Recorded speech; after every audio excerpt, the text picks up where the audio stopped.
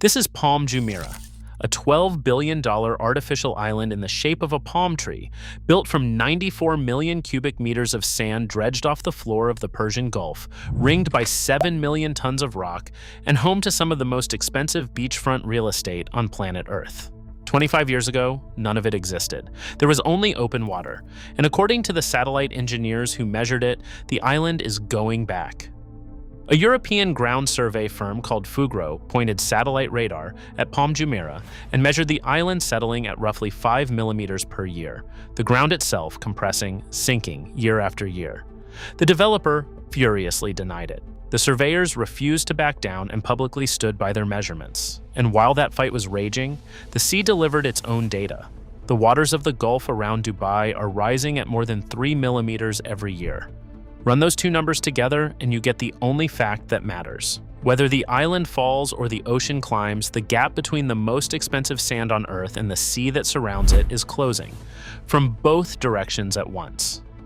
And if you want to know what the ocean does to Dubai's islands when the money and the maintenance stop, you do not need a projection, you need binoculars. Because a few miles offshore sit 300 more man-made islands arranged in the shape of a map of the world, and in a courtroom, it was claimed under oath that they are eroding and slipping back into the sea, their channels silting shut, their coastlines blurring into each other. Next to them lies a second palm-shaped island, bigger than this one, that sat as bare, empty sand for 15 years. Dubai built an empire out of the ocean floor. This is the confirmed, documented story of the ocean taking its material back, 1 grain, 1 millimeter, 1 dredging bill at a time. One thing before the water rises any further. Investigations like this one take days to research and verify, and the only algorithm that keeps them coming is you. So if the collision between human ambition and physics is your kind of story, make sure you are subscribed before this island sinks any deeper. Done? Good. Now let me show you how you build land where the sea used to be, and why the sea never signs the deed. In 2001, Dubai had a problem that sounds like a riddle.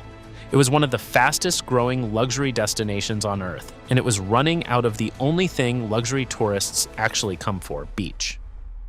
The emirate had roughly 70 kilometers of natural coastline, and every meter of it was spoken for. Most cities would have accepted the limit. Dubai decided to manufacture more planet. The plan came from the top, from the ruler of Dubai himself, and it was assigned to Nakheel, the state-backed developer that would become synonymous with impossible islands. The shape was chosen for a brutally practical reason wrapped in poetry. A plain round island gives you very little beachfront for its size, but a palm tree, a trunk, a crown of 17 fronds, every frond lined with villas on both sides, multiplies the coastline. One island, more than 50 kilometers of new private beach. Land itself, engineered for maximum billable waterfront. Then came the part that still amazes coastal engineers. Dubai sits beside one of the largest sand deserts on Earth, and not 1 grain of it could be used. Desert sand has spent thousands of years being tumbled by wind until every grain is polished smooth and round. Pour it into the sea, and it behaves like a pile of tiny marbles. It will not lock, will not hold, will not bear weight. Marine sand is different. Dredged wet from the seabed, its grains are rough and angular, and they bind. So a fleet of Belgian and Dutch dredging ships, the same companies that keep Holland above water, spent years vacuuming the floor of the Gulf and firing it into position through a technique with a beautiful name and a violent reality. Rainbow dredging, great glittering arcs of sand and seawater, sprayed by GPS guidance into the shape of a palm tree visible from space. 94 million cubic meters of sand, 5.5 million cubic meters of rock, quarried from the mountains of the northern Emirates and stacked into an 11-kilometer crescent breakwater to shield the fragile new island from the open sea. And then, before a single villa could rise, the engineers had to solve the problem that sits under everything you will hear in this video. Freshly dredged sand is loose, wet, and treacherous. Shake it.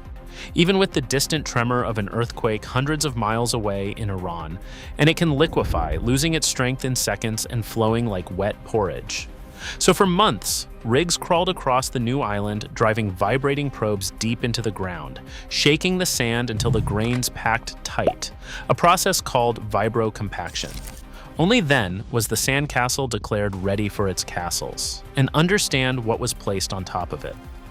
The villas of the fronds do not stand on piles driven to bedrock. They stand on that compacted sand. When the island opened around 2007, it was crowned the 8th wonder of the world. The Atlantis resort rose at the top of the crescent in pink towers full of water slides and shark tanks, connected to the trunk by a monorail gliding above the fronds and a road tunnel bored beneath the lagoon.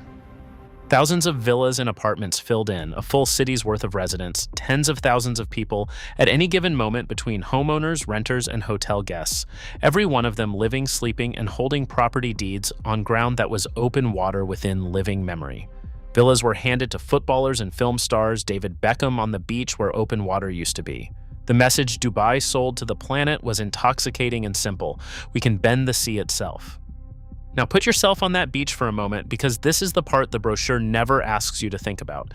Imagine you paid $10 million for a frond villa. Your garden ends in private sand. Your children swim in the lagoon. Everything you can see is real. The marble, the water, the skyline across the Gulf. And underneath all of it, beneath your foundation slab, beneath the compacted fill, there is no rock. There is no ancient ground. There is only sand that a ship sprayed into position the year your kids were born, pressing slowly down under the weight of your entire neighborhood, in a sea that rises to meet it a few millimeters every year. You do not own land in the way your grandfather owned land. You own an engineered position in the ocean, and positions in the ocean have to be defended. The sea, as it turned out, was taking notes. The first problem appeared before the paint was dry, and it came from the island's own bodyguard. That 11-kilometer crescent breakwater did its job flawlessly. Too flawlessly. It blocked the waves, and it also blocked the water. The lagoons between the fronds, the postcard calm water the villas were priced on, were sealed off from the open Gulf. And seawater that cannot circulate does not stay postcard water. It warms, it stagnates, it starves of oxygen.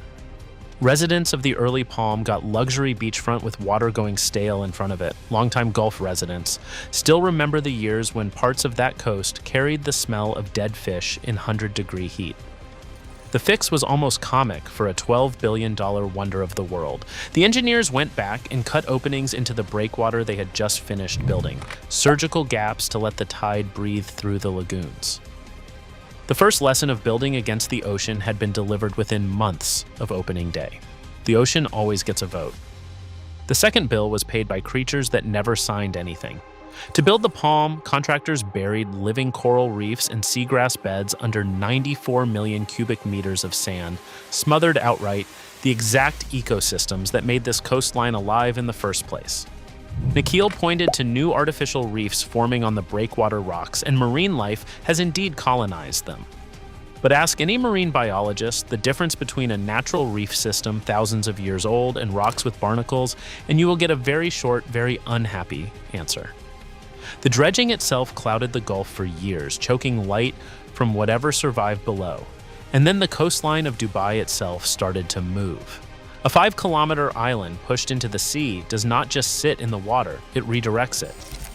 The currents that had slid along Dubai's shore for centuries, carrying and depositing sand in a stable rhythm, hit the Palm and bent around it. Beaches that had held their shape for generations began to starve and erode as the deflected water went hunting for sand somewhere else. Dubai had manufactured 50 kilometers of new beachfront, and part of the invoice was quietly collected from the old beaches that were already there.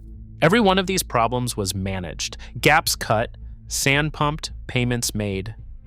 Which brings us to the problem that cannot be managed with a checkbook, the one underneath. In December 2009, a European survey company called Fugro NPA published findings that detonated under the entire Dubai miracle. Fugro is not a YouTube channel. It is one of the most respected geotechnical survey firms on Earth the company governments hire to monitor whether dams, bridges, and coastlines are moving. Using satellite radar interferometry, technology capable of detecting ground movement in millimeters from orbit, Fugro had quietly tracked Palm Jumeirah across 5 years from 2003 to 2008. Their conclusion? The island was settling at roughly 5 millimeters per year. The ground was moving downwards measurably year over year. And their project manager went on the record with the part nobody in Dubai wanted printed. Sea levels are predicted to rise, and if the settlement continued, the island could face a flood risk in its future. Now, the timing of this finding was catastrophic, and you cannot understand the fury of the response without it. That exact month, Dubai was living through the most humiliating financial moment in its history. Dubai World, the state conglomerate that owns Nakheel, had just stunned global markets by asking to freeze payments on $59 billion of debt. Nakheel itself had posted billions in losses as the property crash tore through the emirate. The entire Dubai model, build the impossible, sell the dream, borrow against the postcard, was wobbling in front of the whole world. And into that exact moment, a European survey firm announced that the postcard itself was sinking. Nakheel's denial was total and furious. Speculative and wholly inaccurate, the company said. The palm is intact. Their environment chief argued that even 5 millimeters of subsidence would show up as cracked masonry, leaking pipes, and broken windows across the island, and claimed no such evidence existed. He dismissed the satellite findings as beyond the accuracy of NASA's altimeter satellites. But here's the detail that engineers noticed immediately. Fugro had not used NASA's altimeters. They had used interferometric radar, a completely different technology, precise to the millimeter, the same tool now used worldwide to monitor sinking coastal cities from Jakarta to Miami. Confronted with the denial, Fugro did not retract, did not soften. Their project manager repeated it plainly. We are seeing a number of locations where the ground is moving downwards. We stand by our measurements.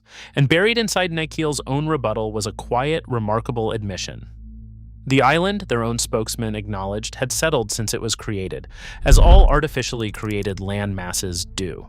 Think about that sentence. The dispute was never truly about whether 94 million cubic meters of dredged sand compresses under the weight of a city. Every geotechnical engineer alive knows it does. The dispute was about the number, the rate, and above all, the word. Because settling is what engineers call it, sinking is what headlines call it. And in December 2009, with $59 billion of debt on fire, the one thing Dubai could not afford was the headlines. 17 years later, the exact figures are still argued over. But nobody, not the developer, not the surveyors, not a single coastal engineer on Earth disputes the physics underneath the argument. Loose marine sand stacked 50 feet high in the open sea and loaded with villas, hotels, and a monorail compresses slowly, unevenly, for decades. While 3 millimeters higher every single year comes the Gulf, and here is the arithmetic that turns a technical dispute into a genuine long-term question. The livable surface of Palm Jumeirah sits only a few meters above the waterline. Reclaimed islands are built low because every additional meter of height means millions more cubic meters of sand. Now run the numbers the way an engineer runs them, not the way a brochure does. Land settling by millimeters per year, sea rising by more than 3 millimeters per year. Combined, the gap between the island and the ocean narrows by nearly a centimeter every year, roughly a meter per century, before you add a single storm. And the Persian Gulf is not a gentle neighbor. It is shallow, which means storm surge stacks up fast. It is one of the fastest warming seas on the planet, and twice a year, the Shamal winds rake it into steep, punishing waves that hammer the crescent breakwater directly. This is the same equation now threatening Jakarta, which is relocating an entire national capital because of it, and Miami, where the ocean rises through the ground itself. The difference is that those cities were built centuries ago by people who did not know better. Palm Jumeirah was built by people who had all of that data in hand and bet $12 billion that maintenance would beat mathematics forever. If you want to know what the sea intends for Palm Jumeirah, you do not need to model it. Dubai ran the experiment, twice, at full scale, with other people's money. Because Palm Jumeirah, hold on to this, was meant to be the small one. Drunk on its success, Dubai announced 2 vastly bigger follow-ups. The first was Palm Jebel Ali, a second palm-shaped island down the coast, half again, larger than Jumeirah, dredged and shaped through the mid-2000s. Its outline was finished, trunk, fronds, crescent, a complete island skeleton of raw sand. Then the 2008 financial crisis arrived, the money evaporated, and everything stopped. And for the next 15 years, one of the largest artificial islands ever constructed sat in the Persian Gulf completely empty. No homes, no roads, no people. A ghost island the size of a city district, visible from space, doing only one thing that entire time: being weathered. Every shamal wind, every storm season, every tide, working on unprotected, unmaintained sand, Dubai has recently revived the project with new billions, but the 15-year gap is the tell. Reclaimed land does not politely wait. It has to be actively defended every single year, and for 15 years, nobody was defending it. The second experiment was stranger and darker. They called it the world. Roughly 300 private islands dredged from the seabed and arranged into a map of the Earth by your own country, reachable only by boat or helicopter. Continents were sold off as beachfront to oligarchs and celebrities. Then the same crash hit, the same money vanished, and the map of the world was left sitting in the Gulf, mostly bare sand. What happened next came out not in a press release, but in litigation. The company contracted to run ferry services to the islands went to court, and in those proceedings it was claimed that the islands were gradually eroding and falling back into the sea, that the navigation channels between them were silting shut, the crisp national borders of the world map blurring and dissolving into each other. Nikhil denied it, as Nikhil denies. But satellite photography over the following decade told its own version. Softened outlines, merged shapes, a map of the world slowly forgetting its own borders. Today, a small cluster has been built up into a resort with floating villas and imported snow. The vast majority remains what the money's disappearance made it, an archipelago of eroding sand mounds requiring constant dredging simply to keep existing. There was even a fourth project, Palm Jumeirah, planned to dwarf everything before it, an island for over 1 million people. It was quietly shrunk, restructured, and renamed into a chain of conventional coastal islands. Even Dubai, in the end, discovered the boundary. The sea, the sand, and the debt would only stretch so far. So look at the full scoreboard, because it is the most honest document in this story. Dubai built one island it could afford to defend forever, Palm Jumeirah, glittering, inhabited, patrolled by survey boats and dredgers. One island it abandoned for 15 years, now being rescued with fresh billions. And one map of the world that is measurably, visibly dissolving. 3 identical piles of dredged sand, 3 different maintenance budgets, 3 different fates. The only variable was money, which tells you exactly what is holding Palm Jumeirah above the waterline, not the engineering, the invoice. There is a very old story, old enough that many of you heard it as children, about 2 builders. One raised his house on rock, one raised his house on sand. And when the storms came, only one of those houses was still standing. Dubai heard the same story everyone else did. Dubai simply believed it was rich enough to be the exception, that enough dredgers, enough rock, enough vibration, and enough billions could hire the sand into behaving like rock forever. And here is the strangest part. So far at Palm Jumeirah, it is working. The island stands. The villas trade for fortunes. Atlantis is full. But walk down to the waterline early in the morning and you can see the real terms of the deal. Survey boats measuring, dredgers topping up beaches, crews reinforcing the crescent, the quiet, permanent, invisible workforce whose entire job is to argue with the ocean on behalf of the postcard. People who have worked those contracts describe it plainly. The maintenance never ends, the polishing never stops, and the costs are horrific. Because a reclaimed island is not a possession, it is a subscription. The land remains land for exactly as long as someone keeps paying, and the moment the payments stop, the Gulf begins its patient collection, 1 grain at a time, exactly as it is doing right now to the map of the world dissolving offshore. Meanwhile, both needles keep moving. The sand keeps compressing under the weight of paradise, 5 millimeters a year by the surveyor's math, disputed, argued, but obeying physics that no press release has ever repealed. And the Gulf keeps rising to meet it, more than 3 millimeters a year, in one of the hottest, shallowest, fastest warming seas on the planet, raked twice a year by shamal storms that test the breakwater like a debt collector rattling the door. Neither number is dramatic, neither number takes a single day off, and they are aimed at each other. Many of you watching saw this ending the moment you saw the first rainbow of sand arcing into the sea 25 years ago. You did not need a geotechnical degree, just the oldest lesson there is. The sea was here before the dredgers, and the sea does not recognize the deed. Dubai has not lost this bet, but it can never stop placing it, every year, forever, against an opponent that plays for free. So here is where I leave it with you. Palm Jumeirah, is it humanity's greatest coastal engineering triumph, proof that with enough will and enough money, we really can build paradise in open water and hold it there for centuries? Or is it the most expensive sandcastle ever constructed, one financial crisis away from joining the map of the world that is already washing away next door? And answer me this honestly, would you put your life savings into a villa that a satellite is watching sink? The comment section is yours. Action.